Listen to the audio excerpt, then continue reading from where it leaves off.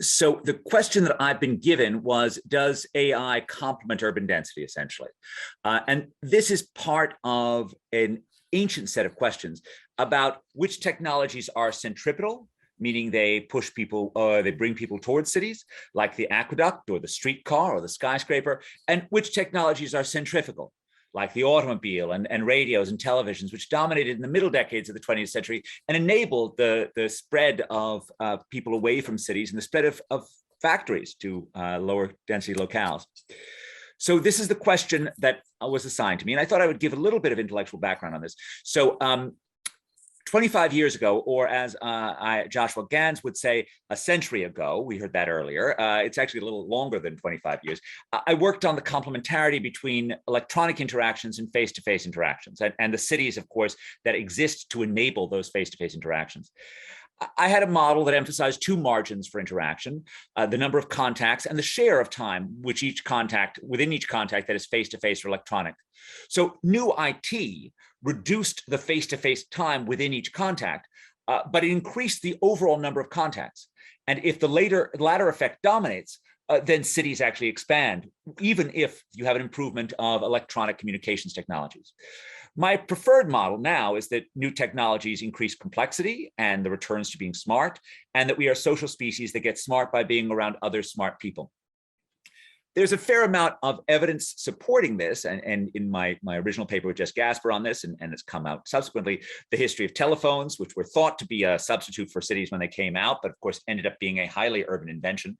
The fact that we call people who are physically close to us, the rise of co-authorship in the electronic era, the rise of business travel, the geographic concentration of Silicon Valley, right, itself, which if you think that electronic interactions were a substitute for face-to-face interactions, then why was Marissa Mayer demanding that everyone come back to Yahoo, and why did Google buy the Googleplex?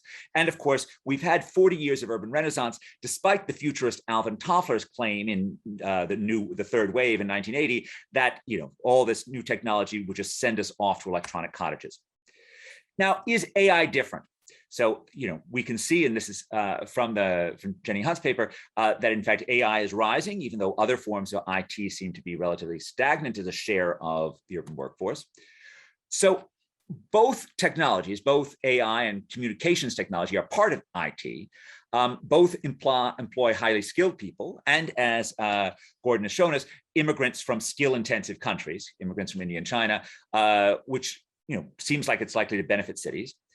Of course, looking at those numbers, and remember, we're cruising up towards 1% in the Jenny Hunt numbers, right? Will AI workers ever represent a large share of any significant city's labor force? I mean, I think that's a hard thing to imagine.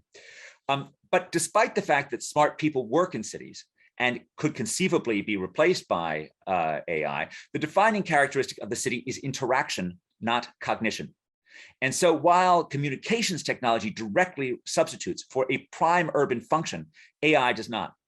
Moreover, we've just seen from Jenny's paper that the spread of AI seems limited by geography, right, which continues to suggest the ongoing role of in-person contact as part of that spread. So AI could reduce labor demand for a lot of highly skilled urban workers. Yet this is unlikely to be a China shock type thing, right, and lead to mass unemployment.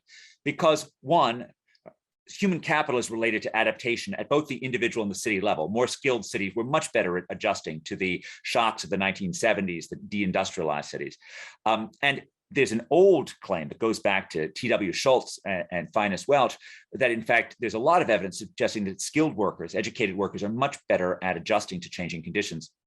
Moreover, skilled workers' wages have space to adjust downward without hitting either minimum wages or some sort of non-work opportunity cost that would lead to the large-scale joblessness that was created by the China shock.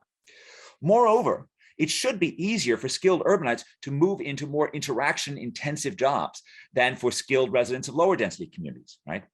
And of course, following up on Dave Deming's comment, and both of these last two comments are very Deming-esque, cities have more variability of settings, more variability of events, and just because people mean chaos, and that's going to mean that replacing human decision-making with a computer is going to be harder. Now, there are ancillary benefits that are almost more interesting other than these sort of labor market questions, right? AI could reduce barriers to communication in polyglot cities by breaking language barriers, could reduce the cost of driving with autonomous vehicles, and it could conceivably improve the delivery of urban services.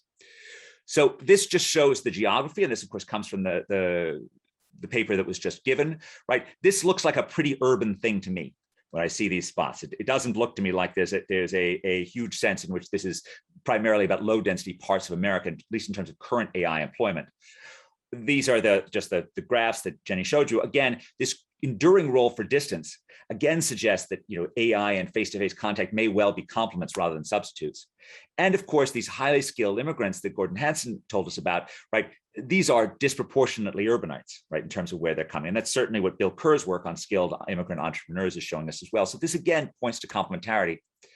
Now, there are things that I am deeply skeptical in the AI triumphalism view. So I am deeply skeptical that, in fact, AI is going to make it easier for low-skilled immigrants to get by without knowing English, right? The complementarity between skills and technology is enormous. This just comes from the use of remote work, right, which is a very simple form of these technologies during May 2020, which was the acme of remote working in the US. During this time period, 68.9% of Americans with advanced degrees were working remotely, whereas only 5% of Americans who were high school dropouts were working remotely. The idea that you're going to have a lot of high school dropouts who are going to be using AI to deal with their language problem just seems totally implausible to me. And I think as well, there's a huge human capital issue in terms of governments that I'll return to in a second. Now, autonomous vehicles are real, right? They may well, in fact, if they ever get through urban regulations, it may well end up making urban traffic congestion worse, because the primary impact of an autonomous vehicle will be to lower the cost of sitting in traffic, which will have a huge behavioral response.